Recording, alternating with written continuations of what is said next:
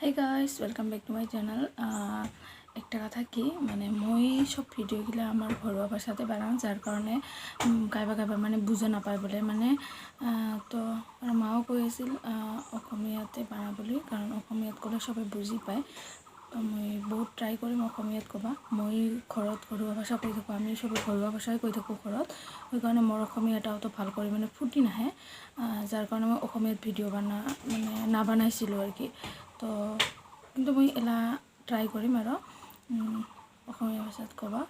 তো স্টাৰ্ট হয় বন্ধু বান্ধৱীসকল কি খবৰ আপোনালোকৰ খবৰ নিশ্চয় ভাল মোৰো ভাল আৰু আজি আহিছোঁ আৰু এটা নতুন ভিডিঅ' লৈ আৰু মই নিজে লিখিছোঁ কবিতা আপোনালোকৰ আগত শ্বেয়াৰ কৰিম বুলি ভাবিছোঁ এই ভিডিঅ'টিৰ জৰিয়তে যদি কিবা ভুল হয় আগতীয়াকৈ ক্ষমা খুজিছোঁ আৰু কেনেকুৱা পায় কবিতাটো সেইটো জনাব তো দুটা লিখিছোঁ মানে ৰিসেন্টলি দুটা লিখিছোঁ এটা টাইটেল দিছোঁ মৰমৰ বুলি আৰু আন এটা মধ্যবিত্ত ঘৰৰ সাধাৰণ ছোৱালী বুলি আৰু আগতে লিখিছিলোঁ ক্লাছ 8ত হুকছে কত বুলি আৰু এইটো স্কুল মেগাজিনত পাব্লিছড হৈছিল এইটো পিছত শ্বেয়াৰ কৰিম কিন্তু আজি নতুন লিখা দুটা এই দুটা আজি আপোনালোকৰ লগত শ্বেয়াৰ কৰিম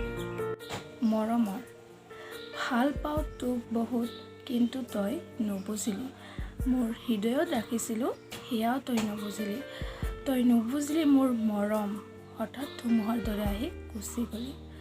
এবাৰো নাভাবিলি তই মোৰ মনৰ কথা বুজিও নুবুজা ভাও দেখাই গুচি গলা খন্তেকীয়া মৰমৰ অভিনয়ত মই পাগল আছিলোঁ মই জনা নাছিলোঁ যে তোৰ জালৰেই চিকাৰ হ'ম বুলি এইটো আছিল ফাৰ্ষ্ট আৰু ছেকেণ্ডটো হ'ল মধ্যবিত্ত ঘৰৰ সাধাৰণ ছোৱালী এইটো ক'বলৈ মই চেষ্টা কৰিম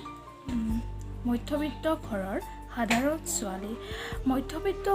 সাধাৰণ ছোৱালী মই বহুত সপোন আছে কিন্তু এতিয়াও পূৰাবহে পোৱা নাই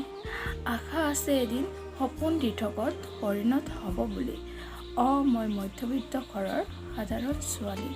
কবিতা দুটা কেনে লাগিল জনাব আৰু কিবা যদি ভুল হৈছে ক্ষমা কৰিব নিজে লিখিবলৈ চেষ্টা কৰিছোঁ আৰু লগতে ক'বলৈও চেষ্টা কৰিছোঁ কবিতা দুটা জনাব কমেণ্ট কৰি জনাব আৰু যদি ভিডিঅ'টো ভাল পালে লাইক কৰিব কমেণ্ট কৰিব আৰু চেনেলটো ছাবস্ক্ৰাইব কৰিবলৈ নাপাহৰিব আৰু ভিডিঅ'টো শ্বেয়াৰ কৰি দিব ধন্যবাদ বাই বাই